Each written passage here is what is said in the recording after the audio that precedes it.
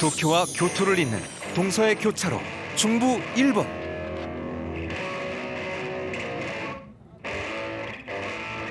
매력 넘치는 예술의 섬 사쿠시마를 탐험하고 1300년을 이어온 전통 고기 잡는 새 가마우지를 만난다.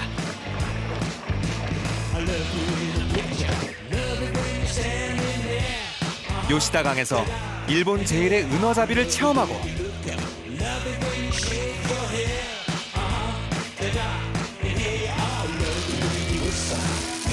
붉은 횃불을 힘차게 휘두르는 축제를 즐긴다.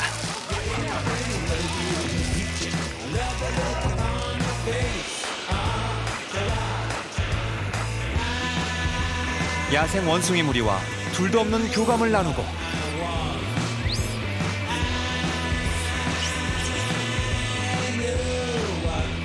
해발 3000m, 일본 알프스의 경이로움에 빠지는 곳.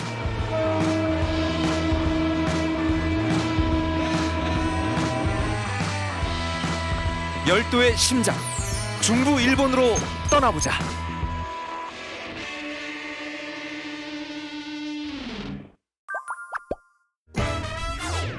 인천공항에서 비행기를 탄 나는 1시간 반을 날아 중부 일본의 관문 나고야에 도착했다. 일본 열도 한가운데 자리 잡은 9개 현을 총칭하여 중부지방이라 부르는데 나고야는 그중 가장 큰 도시다. 옛것과 새것이 공존하는 나고야 시내에 들어서면 꼭 만나게 되는 랜드마크가 있다. 도심 속에 우뚝 솟은 철탑, 미라이 타워다.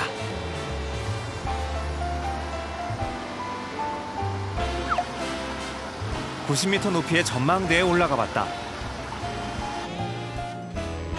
천장과 바닥이 유리로 되어 있는 스카이데크. 나고야 경치가 한눈에 들어온다. 동일본과 서일본의 교차점인 나고야는 전국시대 영웅들의 고장으로 불린다.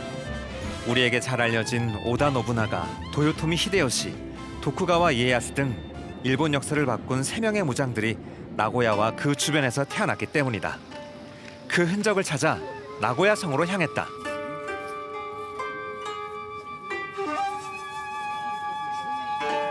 이곳은 일본 역사상 가장 혼란스러웠던 전국시대의 최종 승자 도쿠가와 이에야스의 성이다. 그는 통일 후 오사카에 남은 도요토미 세력을 견제하고 자신의 거점인 도쿄를 지키기 위해 이 성을 지었다. 천수가 꼭대기를 장식하는 황금빛 긴 샤츠는 나고야 성의 힘과 권위를 상징한다. 이곳에서 이에야스는 2차례 오사카를 공격해 도요토미의 마지막 흔적까지 파괴하고 일본 전국의 지배자로서 지위를 확고히 했다.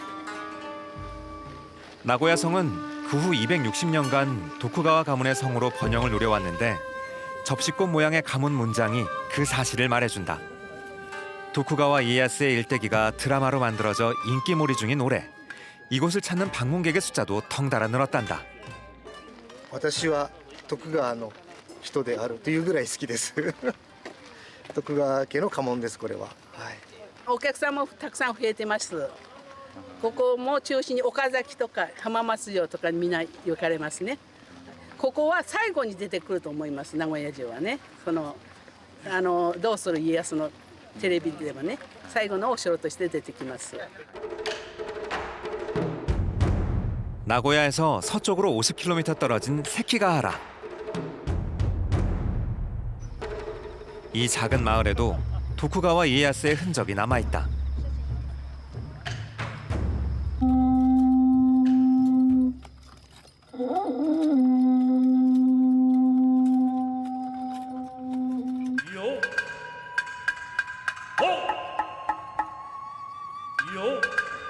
도쿠가와 가문의 접시꽃 문장이 펄럭이는 가운데 전국시대 일본군 무사복장을 차려입은 사람이 한껏 멋을 부리고 서 있다. 무슨 일일까? 今の石は誰のものなんですか。わしは石田三成と申す。この笹尾山の陣じゃな、奥に見える笹尾山の陣で布陣し、この徳川家康の率いる東軍と戦ったこの西軍を率いた武将となっておる。わしは石田三成じゃ。こちらの衣装はどういった衣装なんですか？わしは足軽の千之助といって、この武将様をお守りすべく戦っている足軽にございます。 이곳은 1600년 일본 역사의 물줄기를 바꾸었던 세키가하라 전투가 벌어졌던 바로 그 현장. 무사로 분장한 이들은 자신의 고장에서 벌어졌던 역사적 사건을 홍보하러 나온 자원봉사자들이다.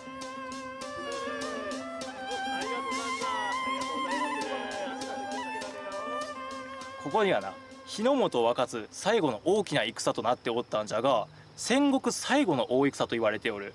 で、この日の本、日本じゃな、日本の東、西、この関ヶ原、岐阜県の関ヶ原を真ん中にし、東西に分かれて戦っておった。その数がじゃな、東の方がだいたい7万人、西の方が8万人。 세키가하라 전투는 일본 역사상 가장 큰 내전이었다. 이시다 미스나리가 이끄는 서군과 도쿠가와 이에야스가 지휘하는 동군 등 무려 15만 명의 병사가 이 들판에서 맞붙었다.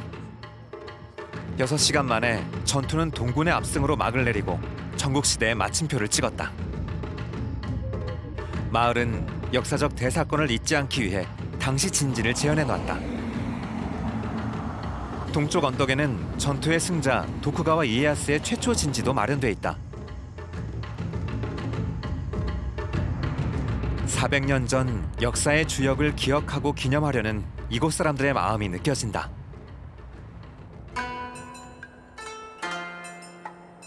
기우시 긴카산. 세키가하라에서 불과 30km 떨어진 이곳에 일본 전국시대 또 다른 영웅의 흔적이 남아있다.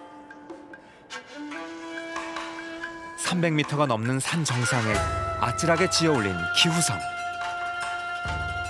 전국 통일을 눈앞에 두고 부하의 배신으로 비극적 최후를 맞이했던 오다 노부나가의 성이다.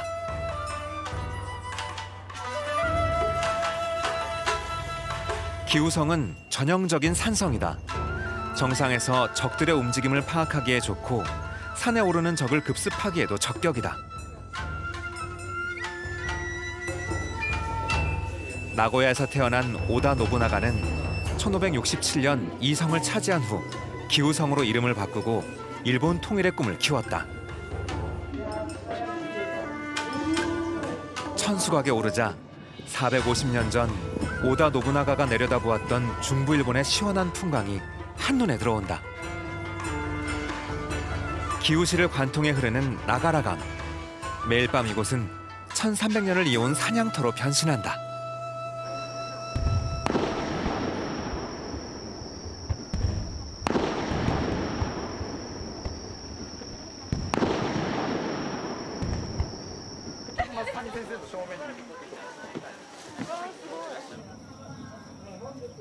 강에 어둠이 내리면 무리를 지어 배에 오르는 사람들.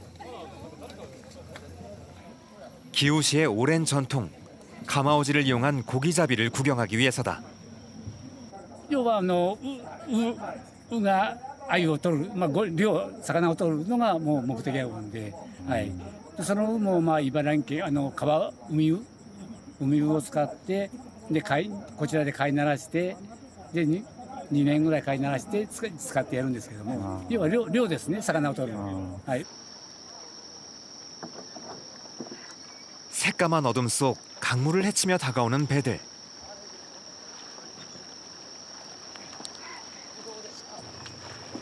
모닥불로 강물을 환하게 비추며 밧줄로 묶은 무언가를 몰고 오는데 바로 가마오지다.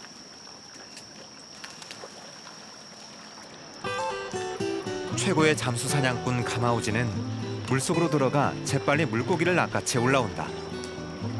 이런 습성을 이용해 일본에선 1300년 전부터 야생 가마오지를 물고기 잡이에 이용해왔다. 훈련된 가마오지 목에 매듭을 지어 잡은 물고기를 삼키지 못하게 하는 것. 물고기를 사냥한 가마오지는 배 위로 끌어올려지고 물고기는 어부의 것이 된다. 고기잡이의 노예가 된 가마오지. 가엾다는 생각이 든다. 하지만 모든 물고기를 어부가 가져가는 건 아니다. 시력이 뛰어난 가마우지는 물고기를 보면 본능적으로 사냥에 삼키고자 하는데 적절히 매듭을 묶어 큰 물고기는 목에서 멈추고 작은 물고기는 목을 통과해 가마우지가 먹을 수 있게 한다. 이때 어부의 역할이 중요한데 장작불의 기세가 약해지지 않도록 조절하면서 가마우지 무리를 능숙하게 다뤄야 한다. 우조라 불리는 가마우지 장인은 그 지위가 자식에게 세습될 만큼 특별 대우를 받는다.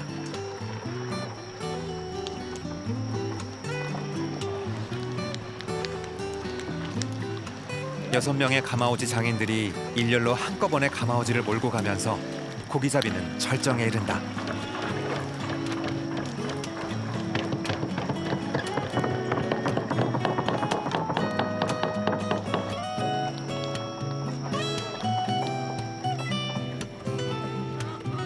사냥을 마친 가마우지의 휴식 시간. 관람객들에겐 사진 촬영의 기회다. 5월에서 10월까지 5개월간 관람할 수 있는 가마우지 낚시. 매년 10만 명이 넘는 관광객이 찾는 나가라강 최고의 명물이다.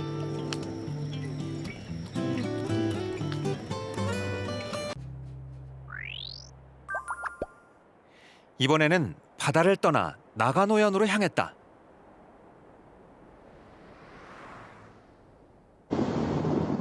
나가노현은 바다에 접하지 않은 내륙 산악지방이다. 내가 찾은 곳은 야생 원숭이를 볼 수 있다는 지고쿠다니 공원이다. 해발 850m 외진 숲속. 고요한 삼나무 숲길을 따라 30분여 걸어갔더니 야생의 일본 원숭이들이 모습을 드러냈다.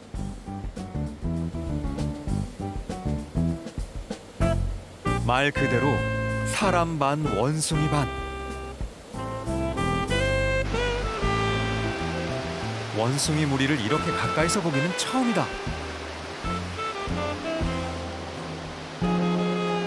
원숭이 일가족이 털 고르기에 한창이다.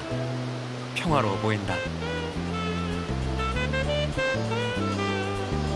녀석들은 사람이 다가가도 무서워하거나 피하지 않는다.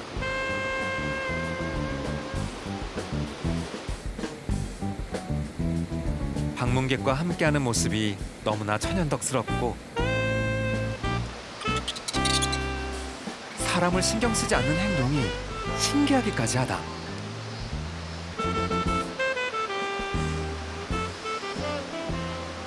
lot of monkeys.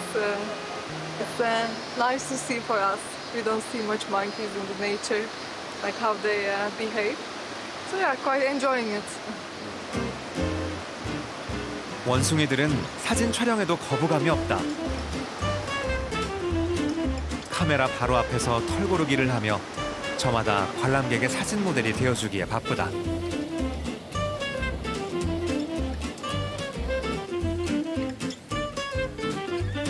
평소 잘 볼 수 없던 야생 원숭이의 생생한 모습에 사람들 반응은 뜨겁다.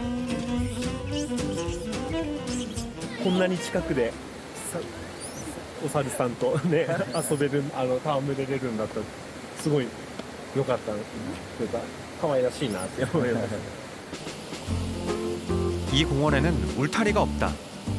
200마리 야생 원숭이 무리는 우두머리를 따라 자유롭게 이동하며 먹이를 찾기 때문에 운이 나쁘면 공원을 방문해도 못 만날 수 있다. 一般的な動物園みたいに猿たちがずっとここに住んでるわけではないんですよね、だからそうやって猿たちにこの公園に山から来てもらって、いろんなその生活を山と同じ生活をここでしてもらってでそれを皆さんに見ていただくっていう施設になっています。 이들은 세계에서 유일하게 온천에 들어가는 원숭이들로 불린다. 이곳은 1년 중 3분의 1이 눈으로 덮일 만큼 추위가 혹독한데 눈 내리는 겨울 온천의 증기 속에 몸을 담근 일본 원숭이들의 진지한 표정이 사람을 너무나도 닮아 세계적인 유명세를 타고 있다. 猿たちこう寒さをしのぐために温泉に入ってっていう風に、入ります。でその姿がね人間が温泉入って気持ちよく過ごしてるそんな姿に、まあ割とそっくりなので皆さん喜んでそういう姿を楽しんで見てくださるって感じでしょうかね。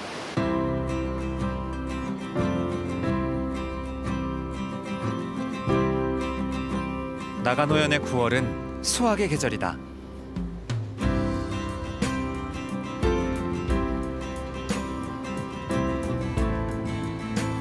누렇게 잘 익은 벼이삭이 가을의 풍성함을 더해준다.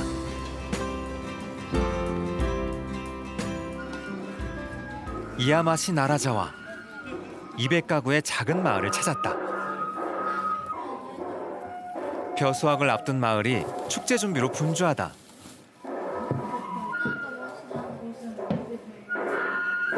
今日お祭りではどういう役割でしょうか。なぎなったの。 미리 보여달라는 요청에 충동작 하나를 멋지게 선보인다.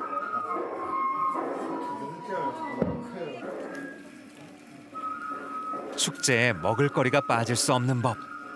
꼬치구이의 기분 좋은 냄새가 발길을 머물게 한다. 4年ぶりで久しぶりの開催でいかがですか。どうやってやっていいかもう忘れちゃった。 올해 축제는 그 의미가 남다르다. 전 세계를 휩쓸던 코로나 여파로 지난 3년간 열리지 못했기 때문이다. 어렵게 마련한 자리인 만큼 기대와 설렘도 더 크다. お子さんのお祭りの衣装の姿をご覧になっていかがですか。とてもかっこいいです。やっぱり4年間も4年ぶりですよね。3年ぶりかな。ね、楽しみにしてたのでよかったです。はい。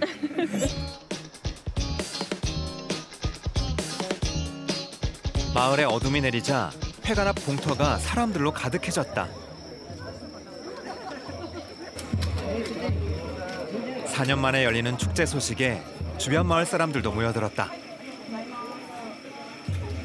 私も檜山に住んでたんだけど、あんまり自分たちのお祭りしか行ったことないから今日は見に来ました。実際来てみていかがですか。さっきね、法天狗見てね、かっこよかったね。まあ、鳴沢神社っていうのは農業のね、いわゆる豊作、それを祈願しているお宮なんですよ。ですので今ちょうど収穫の時期ですよね、お米とかね。ですからこの時期になるんですよね。 이 가을 축제는 풍년을 기원하는 뜻에서 온 마을 사람들이 참여하는 큰 행사다. 대도시에 나갔던 사람들도 축제를 위해 고향으로 돌아와 참여한다.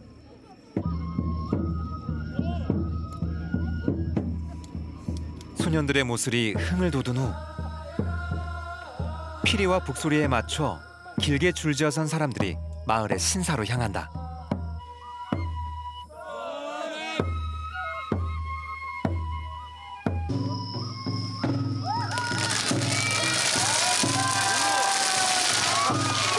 그리고 시작되는 축제의 하이라이트. 길이 2m가 넘는 붉은 횃불을 힘차게 휘두르는 다이텐구 횃불춤이다.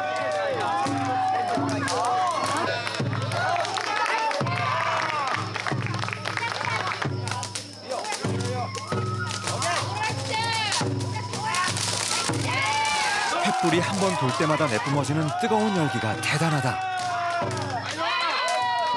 지글거리는 소리 또한 무시무시하다.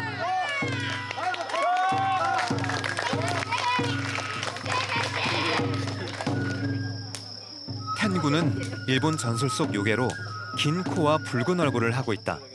그중 고도의 신통력을 가진 존재가 다이텐구다.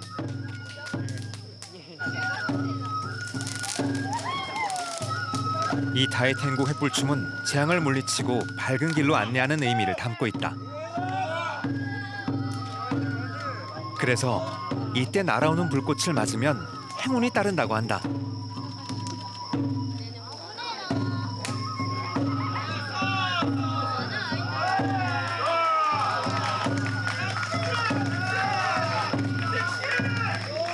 마을의 안녕을 기원하고 사악한 기운을 물리치기 위한 횃불 돌리기.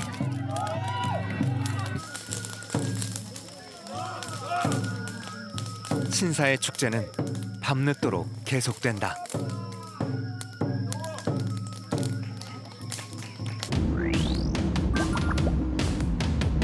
이번에는 중부 일본의 북쪽 도야마현으로 향했다. 이곳의 명물 구로베 협곡 도로코 열차를 타기 위해서다.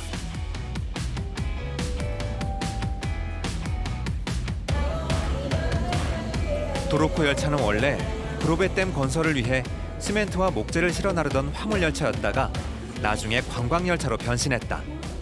그런데 왜 이름이 도로코일까? ここにある黒い汽車じゃないですか、あれにお客様乗せてたんです。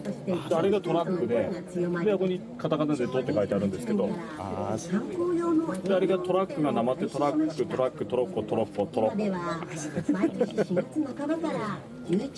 いやつが人乗ってた。 화물칸에 승객을 태운 초창기 도로코 열차의 모습이다.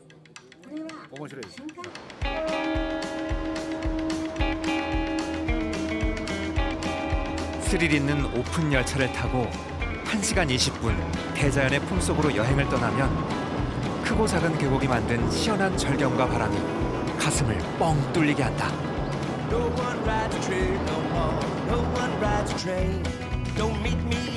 구로베 협곡은 수많은 산과 구로베 강이 일궈낸 거대한 골짜기로 사시사철 아름다운 풍경을 뽐낸다.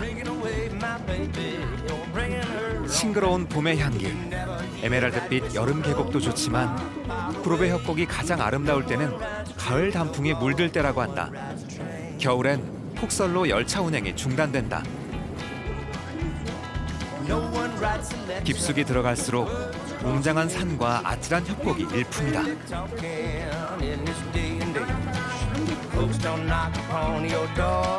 옛날 원숭이들이 뛰어놀았다 해서 이름 붙여진 사루토비 협곡.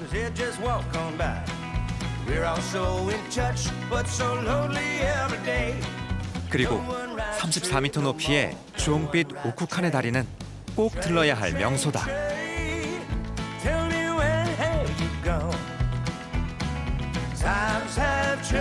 직접 걸으며 구로베 협곡의 대자연을 만끽하기에 이만한 곳이 없다. 私は富山、妻と富山から来てて、彼女はフランスから私の元に遊びに。素晴らしいですよね、やっぱり。いや、そのトロコ電車に乗って、フランスもそういうみたいな電車あるんですけど、やっぱり綺麗だなって思ってます。日本一深い谷黒部川、その玄関口ですね。だからそこで秘境気分を味わって少し味わっていただくというような場所になります。 다음 날 일본에서 가장 깊다는 구로베 협곡을 또 다른 방법으로 탐험해 보기로 했다. 바로 다테야마 구로베 알펜 루트. 일본 알프스로 불리는 3000m 고봉 다테야마의 동서를 가로지르는 산악 관광 루트로 10월을 전후해 최고의 가을 절경을 만날 수 있는 곳이다. 알펜 루트의 심장부로 가는 첫 관문은 케이블카에 몸을 싣는 것으로 시작된다. 평균 기울기 24도의 경사를 단숨에 오르는 케이블카. 7분 만에 해발 980m 높이에 이르면 다테야마 고원 버스가 기다린다.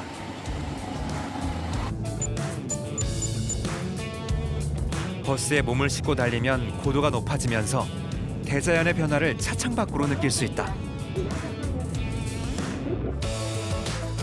50분 후 도착한 곳은 해발 2450m 무로도 고원. 다테야마 알펜루트 여정에서 갈 수 있는 가장 높은 지점이다. 한라산보다 높고 백두산보다 낮은 이곳. 9월 중순에 이미 가을색이 완연하다. このなんか現実離れに地上のことを忘れられる景色ですかね。平野部と比べてだいたい15度気温が違いますので、立山駅が例えば30度の場合は室堂はだいたい15度の目安になります。 뚝 떨어진 기온을 실감하며 패딩을 걸쳐 입고 고원 탐방에 나섰다. 구름을 머리에 이고 있는 무로도는 신비롭다. 이곳은 다양한 트레킹 코스가 있어 등산을 좋아하는 사람이라면 누구나 꼭 한번 방문하고 싶어하는 곳.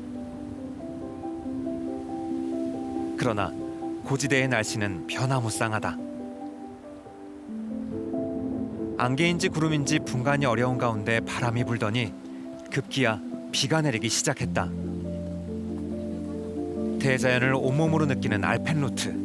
방한과 방수 장비는 필수였다. まあ立山縦走したいなって思ってここに来て、でもまあ天気悪かったので小山に行って帰ってきました。 무로도 고원을 뒤로하고 또 다른 버스에 올랐다. 겉모습은 버스지만 지붕에서 전기를 받아 움직이는 터널 전차다. 터널은 3,000m 고봉 다테야마 바로 아래를 관통한다.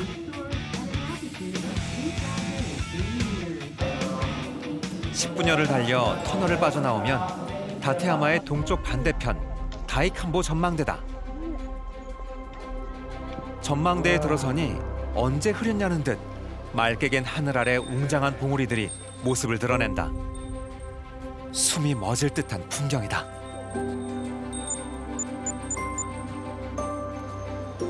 이제 알펜루트의 하이라이트, 공중 로프웨이를 탈 차례.